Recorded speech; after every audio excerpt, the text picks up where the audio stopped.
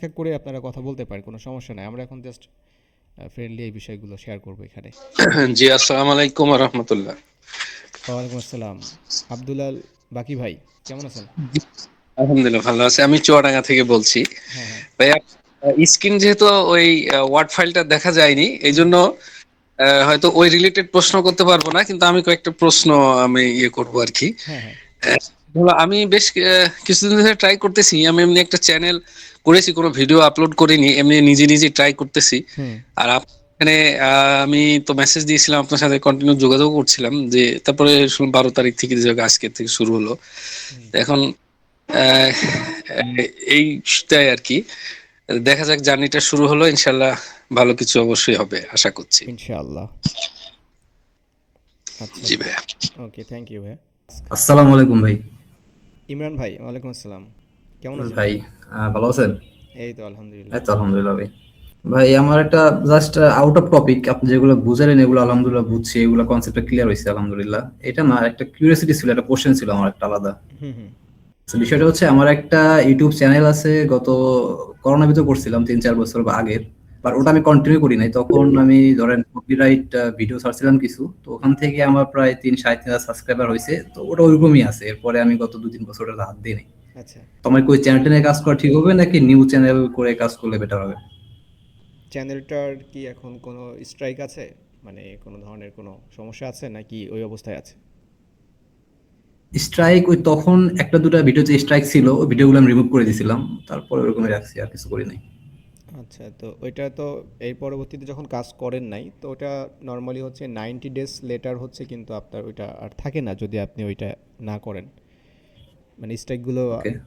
YouTube থেকে ওটা হচ্ছে তারা উঠায় নেয়। তো আপনি দেখবেন যে আচ্ছা। আপনার ড্যাশবোর্ডে অ্যানালিটিক্সে ওখানে যাবেন, যাওয়ার পরে দেখবেন যে কোনো ধরনের কোনো স্ট্রাইক আছে কিনা। যদি থাকে তাহলে অবশ্যই আহ, আপনি ওখানে দেখতে পাবেন। আর যদি না ওকে, থাকে একদম, স্ট্রাইক থাকে বেটার হবে। হ্যাঁ, ওটা আপনি ওখানে দেখতে পারবেন, ওটা আপনার লেখাই থাকবে ওখানে। আর যদি হচ্ছে ওকে। আপনার কোনো কিছু না থাকে, তাহলে এখন ওই চ্যানেলটা নিয়ে কাজ করাটা আহ, একটা দিকে ভালো, আবার একটা দিকে ভালো না। সেটা হচ্ছে যখন আপনি একটা নিশ নির্বাচন করবেন, তো আপনার ওই নিশের উপরে আপনার ওই চ্যানেলটা যেহেতু এস্টাবলিশড না, পূর্বে থেকে ওখানে যে কন্টেন্ট আছে সেই কন্টেন্ট আর নতুন কন্টেন্টের একটা কনফ্লিক্ট হবে। এবং অডিয়েন্স জি। যারা আছে, ফার্স্ট অফ অল, তারা এখন অডিয়েন্স কিন্তু অনেক স্মার্ট এখন। সে গ্রাম থেকে জি। দেখুক আর ইউএসএ থেকে দেখুক, মানুষ কিন্তু এখন অনেক স্মার্ট এবং তারা ভালো জিনিসটাই দেখতে চায়।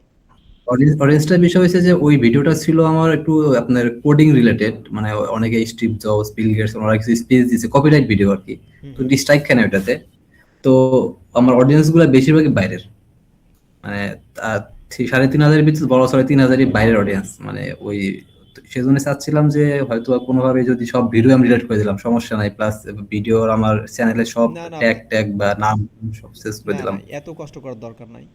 মানে ব্যাপারটা হচ্ছে যে একটা চ্যানেল আপনি ইজিলি তৈরি করতে পারবেন, তার জন্য আপনার ওই চ্যানেল কাজ করার দরকার নাই এমন বিষয়টা না। আপনি চাইলে যে কাজটা করতে পারেন, ওই রিলেটেড যে টপিকে আপনি যে ভিডিওগুলো তৈরি করতেছিলেন, আপনি মাঝে মধ্যে এখন থেকে ওটা নিয়ে কাজ করা শুরু করতে পারেন। আর পাশাপাশি হচ্ছে এই যে আমরা যে কোর্সটা শুরু হলো, আপনি এখান থেকে একদম ব্র্যান্ড নিউ একটা চ্যানেল আপনি তৈরি করবেন এবং আপনি সেটা ওকে। একটা স্পেসিফিক নিশের উপরে থাকবে। দেয়ার ইজ নো গ্যাঞ্জাম। ওকে। ওকে, এবং ওই বুঝতে পারছি ভাই, থ্যাংক ইউ। এক্সট্রা বার্ডেন নিয়ে আমি চলতে পারবো না, আপনিও চলবেন না।